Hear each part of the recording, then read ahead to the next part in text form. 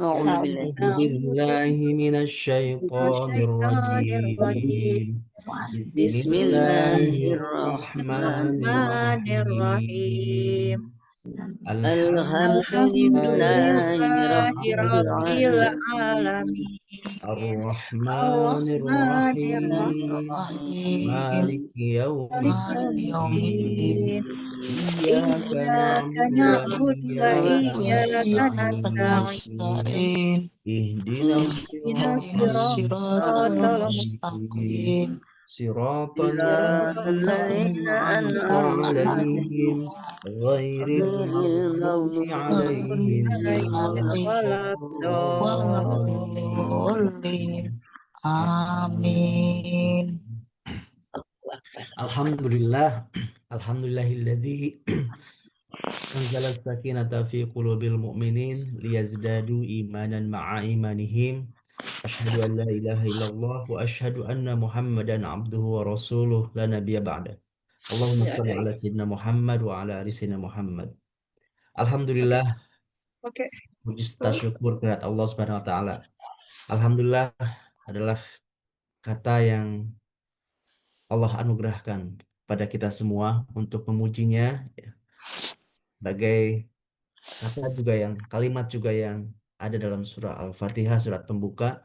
Semoga surah Al-Fatihah yang kita baca menjadi pembuka. Allah turunkan rahmatnya, memberikan sakinah kepada kita semua, memberikan keberkahan dari waktu-waktu yang kita miliki, dan Allah terus bimbing kita untuk dimudahkan dalam beramal soleh, beramal kebaikan, menabung untuk amal akhirat, melakukan amal jariah, ya, amal jariah baik itu dengan amal harta, sedekah maupun juga perbuatan yang bisa menginspirasi sebagai jariah kita. Salawat serta salam semoga senantiasa tercurah kepada baginda Nabi Muhammad Shallallahu Alaihi Wasallam, suri teladan terbaik yang Allah anugerahkan. Allah mengutus Kanjeng Nabi Muhammad Shallallahu Alaihi Wasallam menjadi anugerah terbesar dalam kehidupan umat manusia yang mengubah manusia dari zaman kegelapan menuju cahaya Islam, dari jurang kehancuran menuju kepada keselamatan. Puji tentu kita bersyukur kepada Allah Subhanahu wa taala atas diutusnya kanjeng Nabi Muhammad sallallahu alaihi wasallam, karena dengan beliaulah, ya, kita bisa ada tersirami dengan cahaya Islam, ya. Sampai Islam itu ke kita, ke rumah-rumah kita, dan kita yang tidak berjumpa dengan Nabi, ini adalah sebuah nikmat besar, anugerah besar kita bisa mencintai Nabi, mengikuti Rasulullah Shallallahu Alaihi Wasallam. Semoga ini menjadi eh, sebab Rasulullah merindukan kita dan kita berjumpa Rasulullah telah di hari akhir dan meminum air dari telaga Rasulullah Shallallahu Alaihi Wasallam. Ibu bapak yang Allah rahmati, ketika kita ngaji sirah, mempelajari kehidupan kanjeng Nabi Muhammad SAW, maka isinya selalu bicara tentang akhlak, ya, karena Rasulullah menegaskan innama bu'istu liutammima makrimal akhlak. Sesungguhnya aku itu diutus untuk menyempurnakan akhlak yang baik.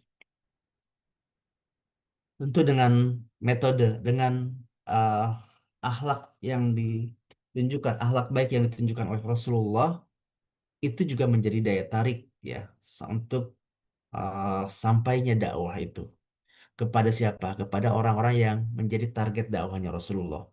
Sekaligus juga menjadi teladan, figur teladan untuk kita, tuh, ya. Ketika pekan-pekan lalu kita sempat membahas tentang bagaimana keteladanan Rasulullah sebagai seorang suami, ya, sebagai seorang guru, ya. Bahkan, ya, ini kesempurnaan paripurnanya syariat Islam, ya.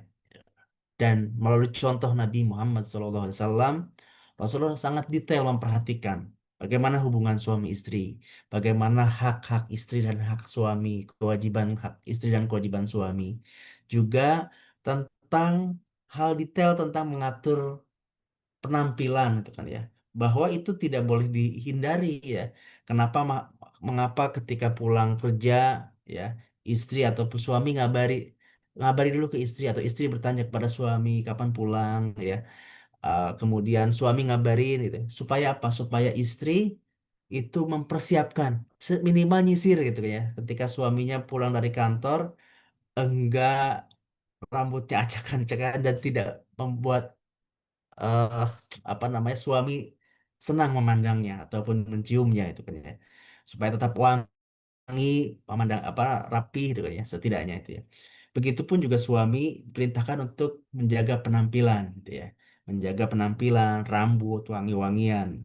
Bahkan Rasulullah itu mengajarkan kita juga pada hal-hal detail tentang cara menggunakan minyak wangi misalkan. Karena dari bahwa Rasulullah itu punya punya sebotol minyak wangi selalu disediakan tuh. Seperti disampaikan oleh Anas bin Malik yang meriwayatkan bahwa Rasulullah Shallallahu Alaihi Wasallam memiliki sebotol minyak wangi yang dengannya beliau mengharumkan diri, menjaga penampilan, apalagi aktivitas di luar, banyak bertemu dengan kolega, banyak bertemu dengan eh, orang-orang yang menjadi objek dakwah, bersosialisasi ya, maka tetap harus menjaga penampilan ya. Bau mulut, penampilan itu makanya Rasulullah menjaga kebersihan dengan bersiwak ya, menggunakan minyak wangi. Bahkan tentang minyak wangi ya, Rasulullah dari Sumamah bin Abdullah radhiyallahu anhu meriwayatkan Anas bin Malik radhiyallahu an tidak pernah menolak pemberian minyak wangi. Ia berkata, sungguh Rasulullah Shallallahu Alaihi Wasallam tidak pernah menolak pemberian minyak wangi. Hadis riwayat Tirmizi, Bukhari, Nasai dan Ahmad. Nah ini juga buat kita nih kalau ada yang ngasih minyak wangi, ya jangan ditolak gitu kan ya. Karena itu juga yang dicontohkan oleh sahabat Anas bin Malik terinspirasi dari apa yang dicontohkan oleh Rasulullah. Ibnu Umar radhiyallahu anhu meriwayatkan bahwa Rasulullah Shallallahu Alaihi Wasallam bersabda, ada tiga pemberian yang tidak boleh ditolak. Ada tiga pemberian yang tidak boleh ditolak, yaitu bantal, minyak wangi, dan susu. Tentu ada ibrahnya ya, yang perlu dieksplorasi itu kan ya. Bantal, minyak wangi, dan susu. Gitu ya. Nah, ini pemberian yang spesial itu ya. Tidak boleh ditolak. Gitu ya. Ah, tapi apa kenapa aja mungkin itu sesuatu yang perlu dieksplorasi itu ya. Pasti ada contoh Rasulullah itu pasti ada sesuatu yang hikmahnya gitu ya. Tapi spesifik untuk minyak wangi, Rasulullah tuh sampai mengajarkan atau memberikan panduan buat kita cara penggunaan minyak wangi. Abu Hurairah meriwayatkan bahwa Rasulullah Shallallahu Alaihi Wasallam bersabda, wewangian bagi laki-laki dengan perempuan ini beda nih ya. Wewangian bagi laki-laki adalah wewangian yang keras ya, aromanya keras maksudnya dan warnanya tidak tampak. Warnanya nggak tampak itu ya, yang bening gitu ya. Sedangkan wewangian bagi perempuan adalah wewangian yang warnanya tampak dan aromanya tidak menyengat. Nah, itu ya. Di beda Rasulullah sampai mengajarkan hal tersebut ya. Eh, Kalau laki-laki wangi-wangiannya yang aromanya keras gitu ya. eh Biar energik, biar semangat mungkin ya ini ya ibrohnya ya. Aromanya keras dan tidak berwarna. Kalau perempuan yang soft, yang lembut aromanya ya, tidak menyengat. Hadis riwayat Tirmizi, Abu Daud, Nasai dan Ahmad gitu. Sampai hal-hal yang kecil itu ya dalam dalam hal eh, keseharian ya. Rasulullah itu detail memberikan contoh panduan untuk kita gitu. Dan Rasulullah memang suka dengan wangi-wangian ya. Abu Usman An-Nahdi meriwayatkan bahwa Rasulullah bersabda, apabila salah satu dari kalian diberi minyak wangi, ia tidak boleh menolaknya, karena segala sesuatu yang wangi itu berasal dari surga. Hadis riwayat Tirmizi. Dan kemudian dalam hadis riwayat Muslim, sebaik-baik wangian adalah minyak kasturi. Ya. Nah ini eh, pada hal yang mendasar sekalipun ya, ini ada pesannya bahwa kita umat Muslim itu eh, mesti tampil baik apalagi bicara dengan publik gitu kan ya ketika keluar keluar rumah ya menjaga penampilan ya, yang eh, Rasulullah contohkan panduan kepada kita ya Dan kata Rasulullah, aku diberikan kecintaan kepadaku dari urusan dunia kamu, ya, yaitu wanita, wangi-wangian, dan dijadikan kesejukan di mataku di dalam sholat, ya. Eh, Khusyuk, kesejukan, kenikmatan dalam sholat. Nah, ini tentu teladan ya, Rasulullah senang menggunakan minyak wangi, ya. Apalagi beliau mobilitasnya menurut menuntut beliau untuk selalu terjaga kesegarannya, ya. Terlebih saat-saat beribadah kepada Allah, beliau selalu memantaskan dirinya dengan minyak wangi. Inilah teladan bagi kaum muslimin, laki-laki, ya, kita semua, kaum bapak ibu itu ya, kaum laki-laki, di mana mobilitas di luar mungkin tinggi ya, dengan interaksinya yang banyak mengharuskan menjaga kesegaran gitu ya, dengan menggunakan minyak wangi, terlebih saat interaksi dengan Allah, ya, mau sholat itu kan ya, di musola kita di rumah itu kan ya, sediakan mungkin minyak wangi sebelum kita sholat juga, tentu yang tidak beralkohol ya, untuk apa ya, ini salah satu menjaga eh, penampilan gitu ya, menjaga penampilan gitu. Karena kalau dulu disampaikan ya bahwa orang-orang Bani Israel itu dulu bahkan jarang mandi, jarang bersih-bersih gitu ya. Sehingga kemudian istri-istrinya banyak yang nyeleweng gitu ya. Rasulullah mengingatkan pada kita, apalagi ini juga jadi cermin nih kaum muslimin. Kaum muslimin itu kaum yang bersih resik gitu kan. Bahkan ketika Islam awal di abad pertengahan itu kan ya, ketika orang-orang Eropa itu mandi itu sesuatu yang jarang gitu kan ya. Kita sudah diajarkan tentang wudhu sehari minimal 5 kali, tentang kebersihan ya. Ini cara Rasulullah untuk bicara tentang sunnah gitu ya. Sunnah itu tidak sekedar sholat dan puasa atau amalih saja, tapi termasuk juga menjaga penampilan ya. Termasuk dalam hal pekerjaan kita itkon ya, profesional ya. Menjaga profesionalitas ya, dengan eh, mem- melakukan hal-hal, pekerjaan itu secara tuntas dengan hasil terbaik gitu kan ya.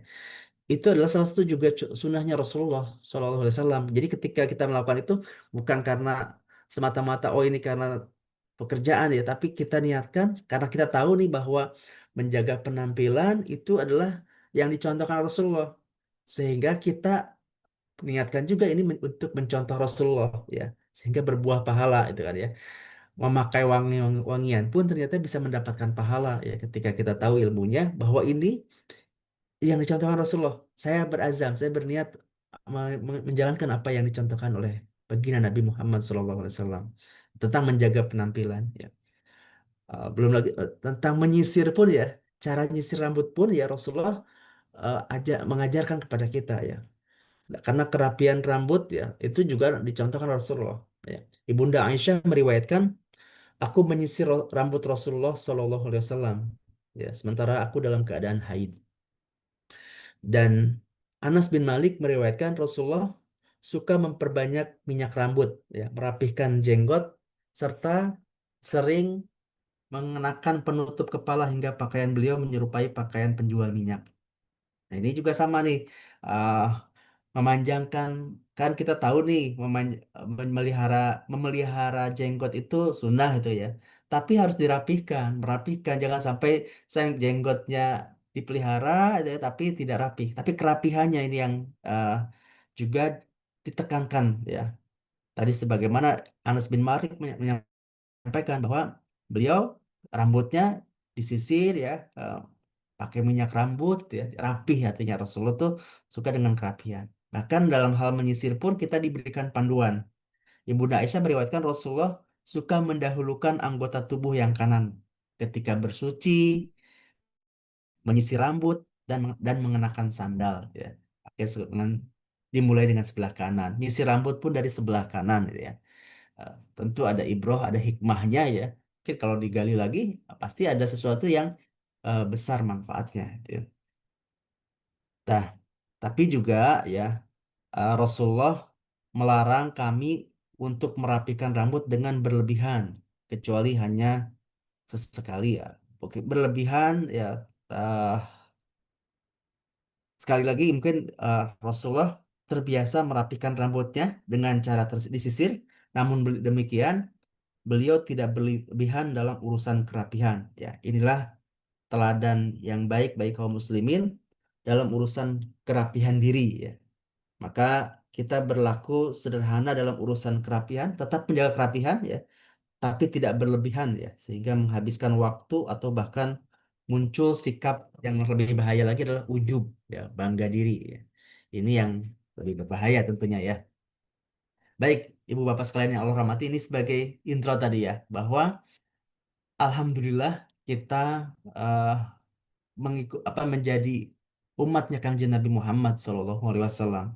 Kita dianugerahi ya, dengan figur Rasulullah sebagai teladan ya, sebagai living Quran ya, role model dalam hidup gitu ya.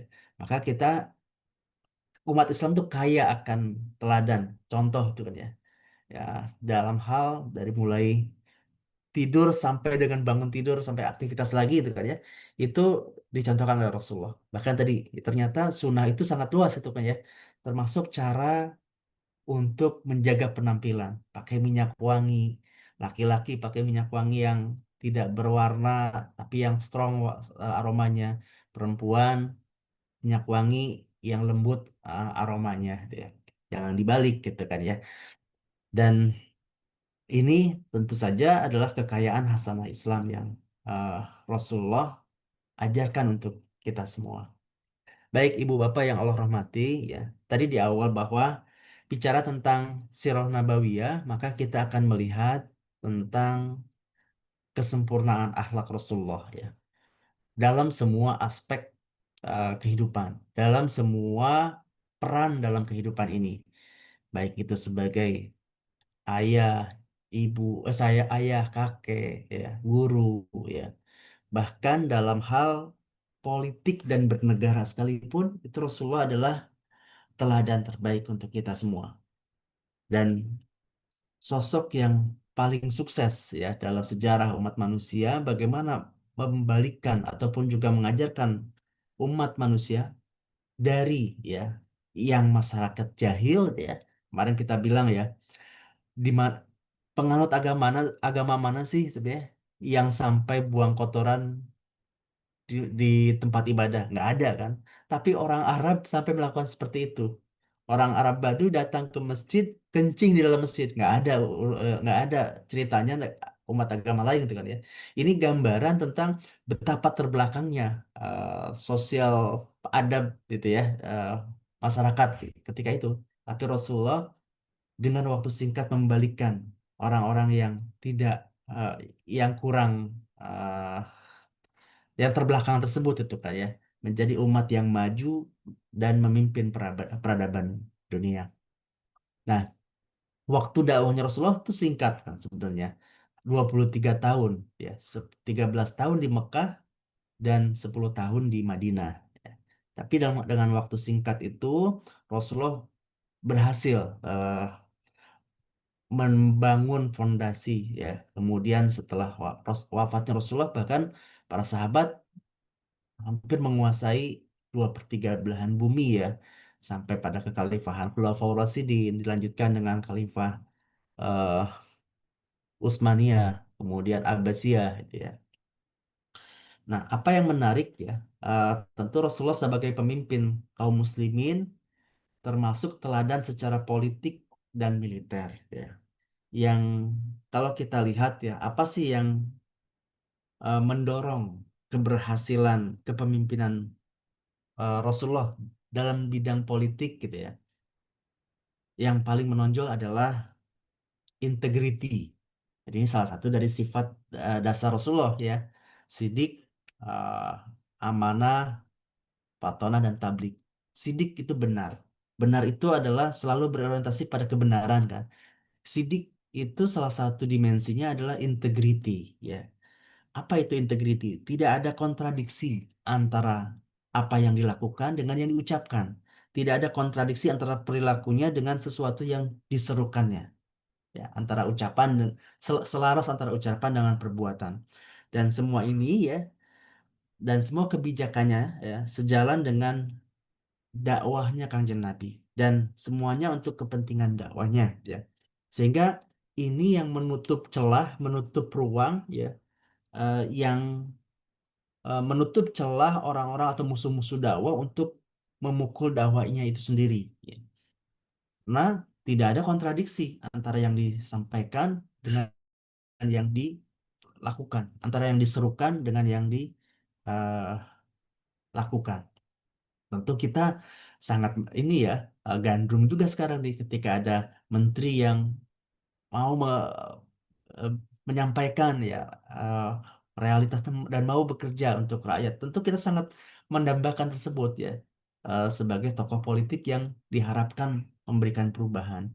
Nah, Rasulullah telah mencontohkan itu ya, dan keberhasilannya adalah keberhasilan yang dalam waktu singkat itu kan ya bisa membawa peradaban yang tadinya peradaban yang terbelakang, bahkan Arab itu sampai nggak mau dilirik sama eh, dua peradaban besar ya, Romawi Persia tuh nggak mau ngelirik Arab ya, karena high cost ngelola Arab itu kan. Eh, Sebelum mereka tahu ada tambang minyak mungkin ya, high cost karena apa? Karena daerahnya tandus itu kan ya, masyarakatnya juga tidak bersatu, tercerai-berai dalam suku-suku, itu akan sulit untuk mendominasi wilayah tersebut. Ya. Tapi kemudian dalam waktu 23 tahun ini menjadi peradaban yang besar gitu ya.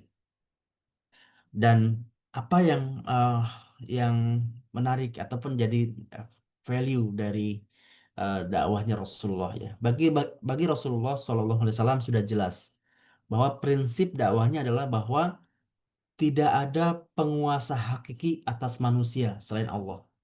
Tidak boleh makhluk menyembah makhluk gitu ya. Tidak boleh manusia tuh memberikan ketundukan kepasrahan kepada sesama manusia ya. Tidak ada penguasa hakiki atas manusia selain Allah Subhanahu wa taala.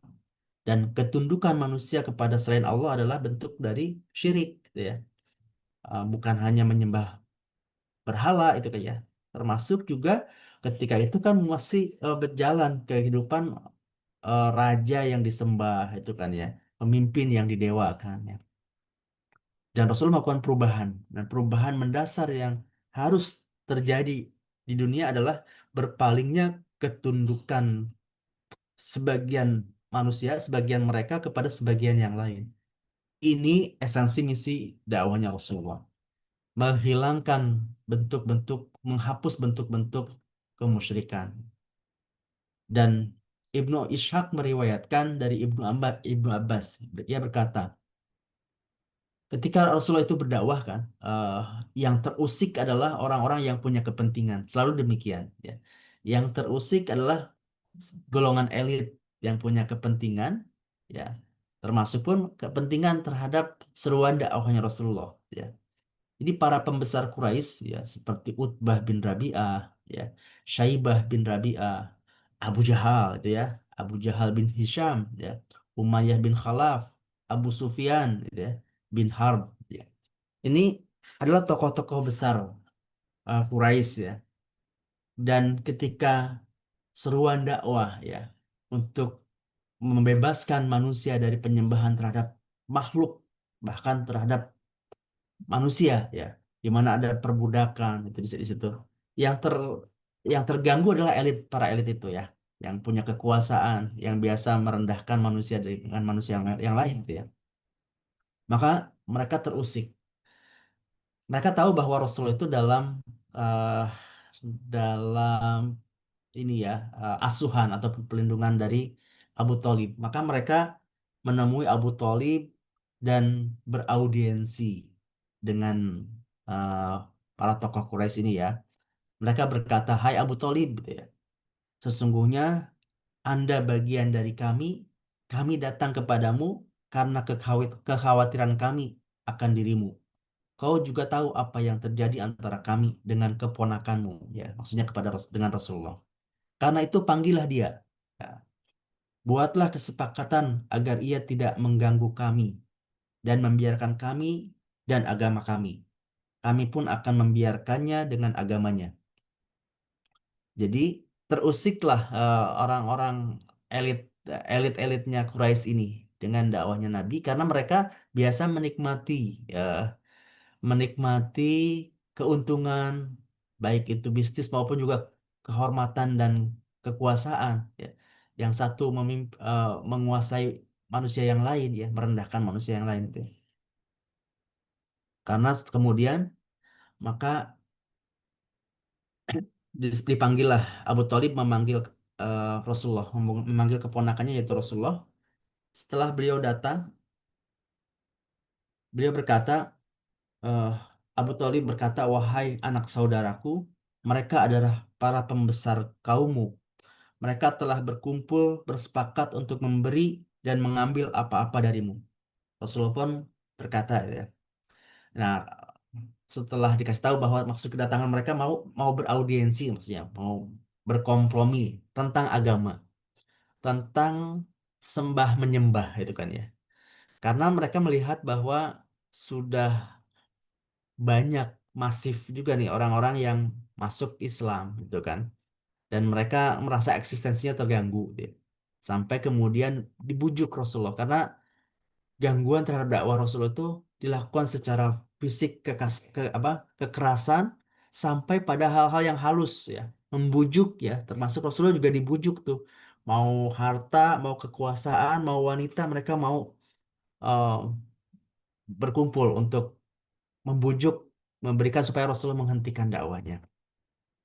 Nah, beraudiensi sampai mereka beraudiensi, kamu, ya, kamu mau menjalankan agama silahkan, tapi jangan mengganggu keyakinan kami, gitu kan, ya. Jangan nyinggung-nyinggung keyakinan mereka, gitu, ya. Maka kata Rasulullah, aku minta satu kata dari kalian, ya. Aku minta satu kata dari kalian, dengan kalimat itu, ya. Aku minta satu kalimat dari kalian yang dengan kalimat itu kalian dapat menguasai Arab dan Ajam, Arab dan non-Arab, kalian akan menguasainya. Nah, kemudian ya Abu Jahal sebagai orang yang gila harta, gila gila kehormatan kan, langsung, ya, demi bapakmu, gitu, ya. Jangankan satu kata, gitu, ya. 10 kalimat pun akan kami berikan. Nah, Rasulullah meminta kepada mereka, katakanlah la ilaha illallah, ya. Ya, katakanlah tiada Tuhan selain Allah dan lepaskanlah apa yang kalian sembah di sampingnya. Ya, tentu mereka langsung eh, menolak, ya, karena yang mereka pegang teguh adalah tentang eh, kemusyrikan, ya, karena mereka merasa terganggu, ada eh, di situ ada eh, keyakinan, bukan hanya tentang keyakinan sebenarnya, tapi tentang kepentingan, ya, karena mereka diuntungkan dengan posisi eh, Mekah itu, gitu, ya. Ada berkahnya buat mereka tentang pertama ada Ka'bah di situ, ya. Yang kedua, peristiwa eh, penyerangan pasukan bergajah itu naikin pamor mereka juga, gitu kan, ya. Dan mereka diuntungkan karena apa? Karena orang-orang sejazirah Arab itu nyimpen berhala di Mekah, ya, di Ka'bah itu, dan mereka menjadi suku yang punya eh, akses dan keamanan untuk berjalan kemanapun, gitu kan, ya. Karena suku-suku yang lain pasti harus tunduk kepada bangsa Quraisy, ya. Karena Tuhan mereka, berhala mereka ada di Ka'bahnya mereka itu kan, ya. Ka'bah di lingkungan mereka ataupun di tanah tanah Mekah ini, gitu, ya. Maka kemudian mereka merespon dengan uh, menepukkan tangan mereka. Tepuk tangan untuk orang Arab itu artinya ejekan atau tanda penolakan, gitu, ya. Tapi yang ini di sini dijelas, menunjukkan, ya, bahwa Rasulullah uh, ber- berpegang teguh, ya, bahwa Rasulullah terhadap dakwahnya punya keyakinan akan kebenaran dan eh, kemenangan, dan beliau menjaga konsistensi itu dari awal sampai akhirnya, gitu, ya. Keserasian sikap beliau dengan dakwah itu, ya, dan kejelasan jalan yang dihadapinya, ya.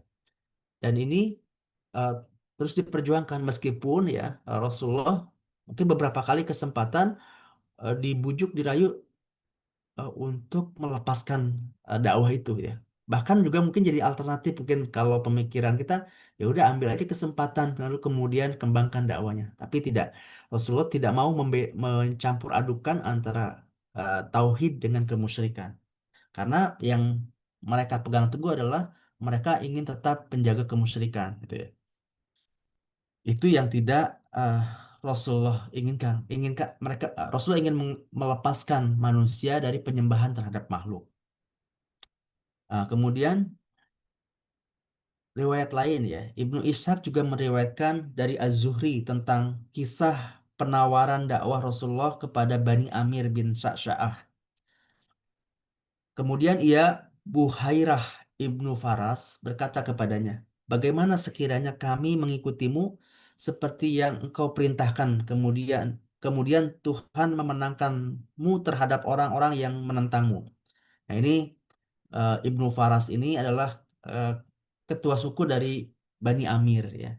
Dia ketika diajak masuk Islam oleh Rasulullah, mereka menggunakan syarat ya. Syarat kalau kalau memang Islam itu dimenangkan ya, apakah kami berhak menentukan urusan kami sepeninggalmu? Ya, eh, mau ngatur diri sendiri itu ya. Beliau menjawab, urusan itu di tangan Allah. Ia meletakkannya sebagaimana yang ia kehendaki. Kemudian Buhairah berkata, akankah kami memberikan leher-leher kami membelamu terhadap bangsa Arab, lalu setelah Tuhan memenangkanmu, kemudian urusan itu untuk selain kami. Kami tidak butuh dengan seruanmu itu. Nah, mereka menolak ajaran Islam karena eh, mereka ingin ya udah hidup tanpa aturan agama gitu ya. Tapi Rasulullah menyampaikan ya, ini tentang Islam itu tentang berserah diri gitu kan ya. Berserah diri ya. Ya ketika itu hitung-hitungan memang butuh butuh dukungan gitu ya. Tapi tidak ingin mencampur adukan ya, apalagi terbelenggu kemudian yang setelah merdeka, setelah menang gitu kan ya. Kemudian tidak tunduk pada aturan Islam. Itu yang Rasulullah hindari. Kisah yang ketiga adalah kisah tentang yang dialami oleh Adi bin Hatim. Ia berkata, ketika aku berada di sisi Rasulullah Shallallahu Alaihi Wasallam, tiba-tiba ada seseorang yang menghadap dan mengadukan kemiskinannya. Ya. Kemudian datanglah orang yang lain mengadukan perampokan kepadanya. Maka beliau Shallallahu Alaihi Wasallam bertanya, Hai Adi, pernahkah engkau melihat Hai Rabi? Aku menjawab, belum pernah, tapi aku pernah mendengar tentangnya.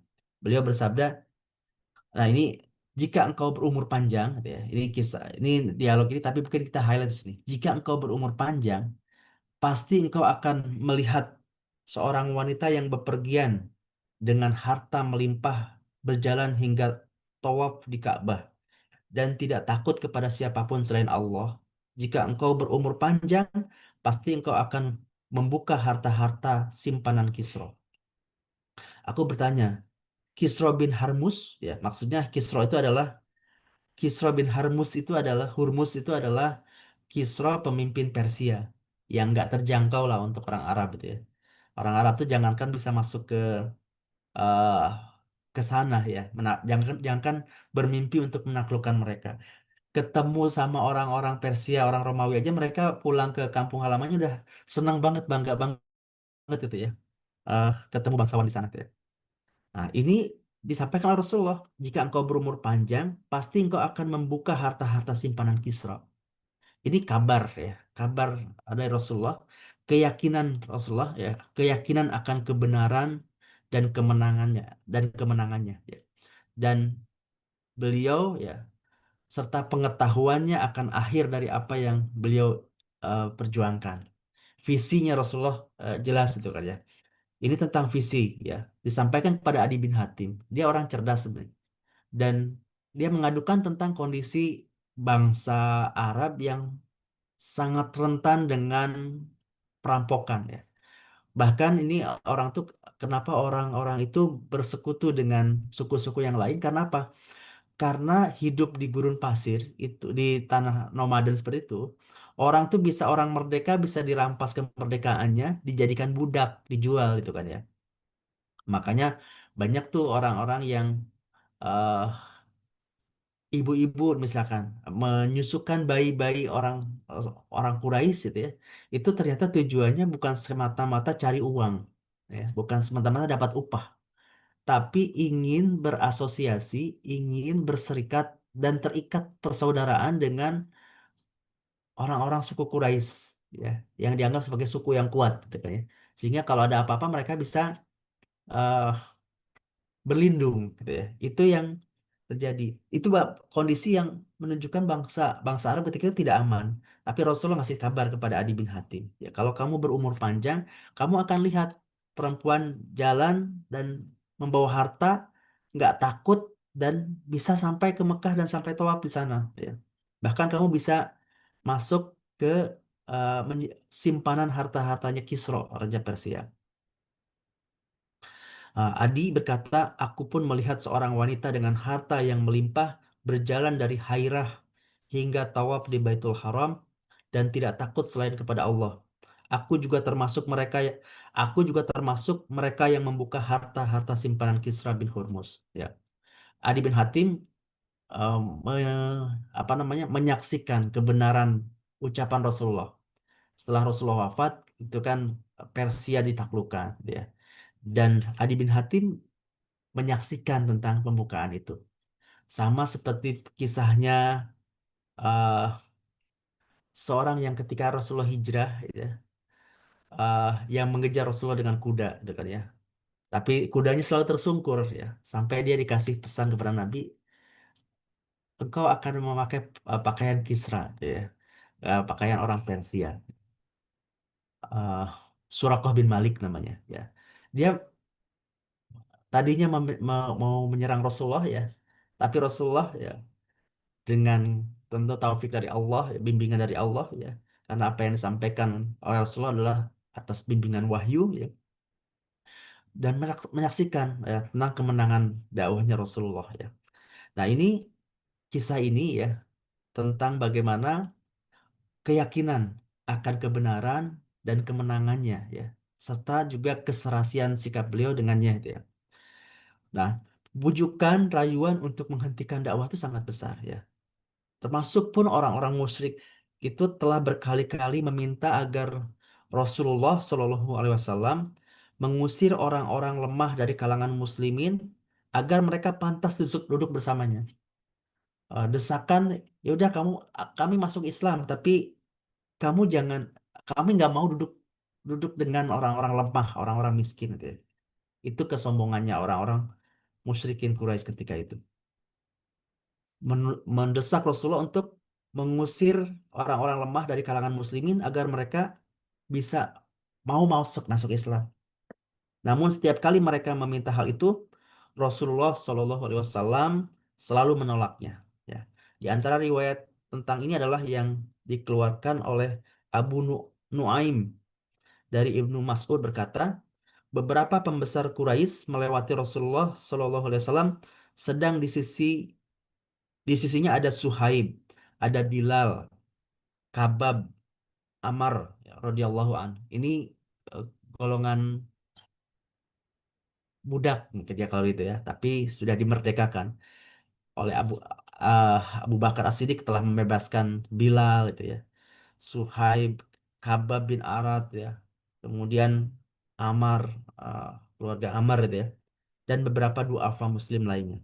Nah, para pembesar itu berkata, apakah engkau ridho mereka sebagai pengikutmu? Pantaskah kami menjadi pengikut mereka? Merekalah yang telah Allah beri merekakah yang telah Allah beri anugerah, ya. Usirlah mereka. Jika engkau mengusir mereka, mungkin kami akan mengikutimu. Ya. Rasulullah eh, kemudian Allah kemudian menurunkan firman-Nya dalam surat Al-An'am 51 sampai 52, ya. Dan kisah ini dikeluarkan oleh Ahmad dan Tobari, ya. Dalam surat Al-An'am ayat 51-52 yang artinya, dan peringatkanlah dengan Al-Quran itu orang-orang yang takut digiring kepada Tuhan mereka. Mereka tidak memiliki pelindung maupun penjamin di sampingnya, agar mereka bertakwa, dan janganlah engkau usir orang-orang yang menyuruh Tuhan mereka di pagi dan petang. Menghendaki keriduannya, engkau tidak berkewajiban memperhitungkan mereka, dan mereka pun tidak berkewajiban memperhitungkanmu barang sedikit pun. Sehingga engkau mengusir mereka, lalu engkau termasuk orang-orang yang zalim. Nah, dari kisah-kisah ini ya, dari riwayat-riwayat beberapa contoh yang tadi saya sampaikan, kita bisa melihat ya bagaimana penguasaan Rasulullah SAW terhadap dakwahnya, keyakinan akan kebenaran dan kemenangannya, ya, keserasian sikap beliau dengan eh, apa yang disampaikan dengan yang dilakukan, gitu ya, serta kejelasan jalan di hadapannya, ya, dan juga pengetahuannya akan akhir dari apa yang beliau inginkan darinya. Bahkan dari antaranya seperti Adi bin Hatim tadi dikasih gambaran akhir kemenangan dakwahnya. Karena itu awal sikapnya tidak pernah bergeser sedikit pun dengan akhirnya. Sebaliknya, setiap langkah yang datang menyempurnakan langkah sebelumnya. Inilah kita yang kita lihat ya, eh, bagaimana langkah yang dilakukan oleh Rasulullah ya. Ini menunjukkan ya kesempurnaan kesempurnaan syariat Allah dan agamanya, dan semua itu tidak mungkin akan bisa selesai dengan sempurna sekiranya Rasulullah itu bukanlah seorang Rasul ya. Jika Muhammad bukanlah seorang Rasulullah ya, karena ini adalah bimbingan dari wahyu ya, dan eh, keserasian tadi ya, integritas ataupun juga sifat sidiknya Rasulullah ya. Kita tidak akan mendapati satu sikap pun dari sikap-sikapnya yang bertentangan dengan nas dan prinsip dakwahnya.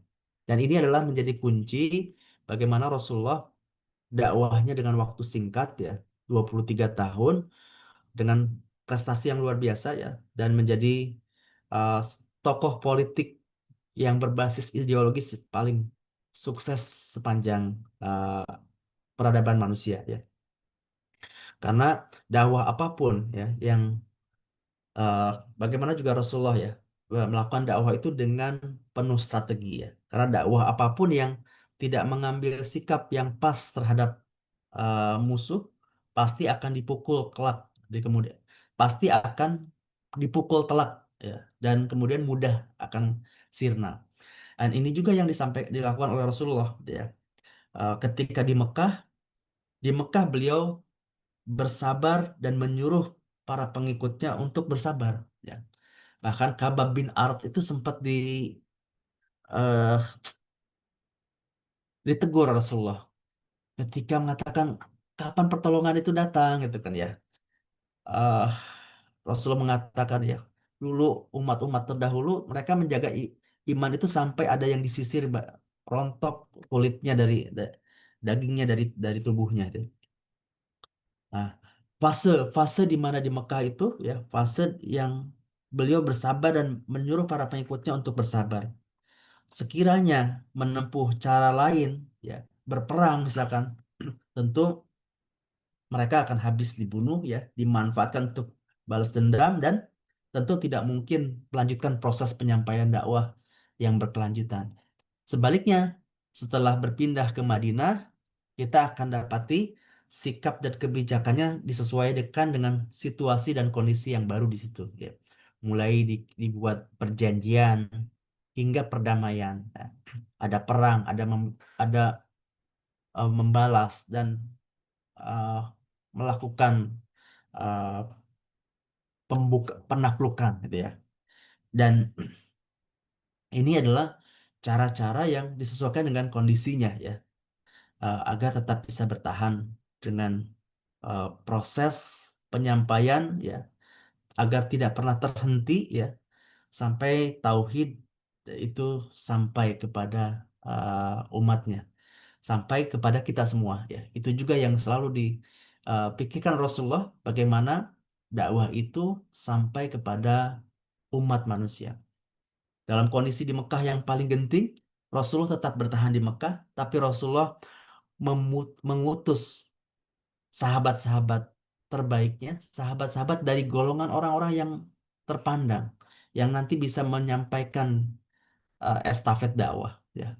Bahkan ini resiko ada di Rasulullah ketika hijrah ke Habasyah itu adalah bukan semata-mata karena menyelamatkan orang lemah, tapi karena yang diutus tuh orang-orang yang juga yang punya punya power, punya punya kekuatan dan eh, terpandang di kalangan Mekah itu kan ya. Seperti Ja'far itu kan ya, Utsman bin Affan itu ya.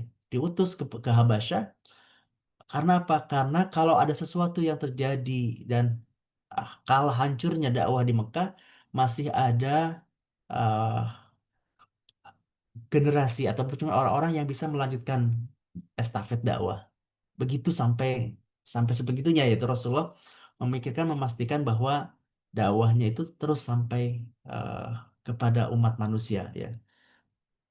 Bikin strategi hijrah, strategi me- menyelamatkan ya beberapa sahabat untuk menjadi pengemban misi dakwah. Kalau kalau ada sesuatu yang eh,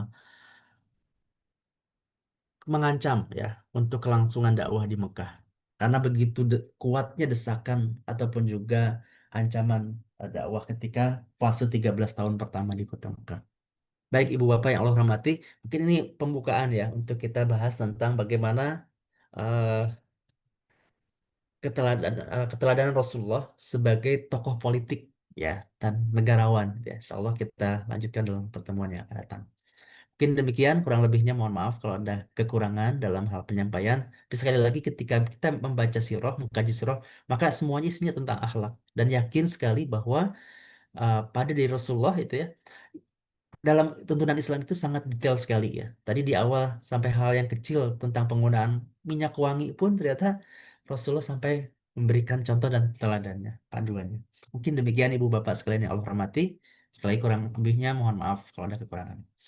Silakan kalau ada tambahan, tausiah maupun juga pertanyaan untuk diskusi.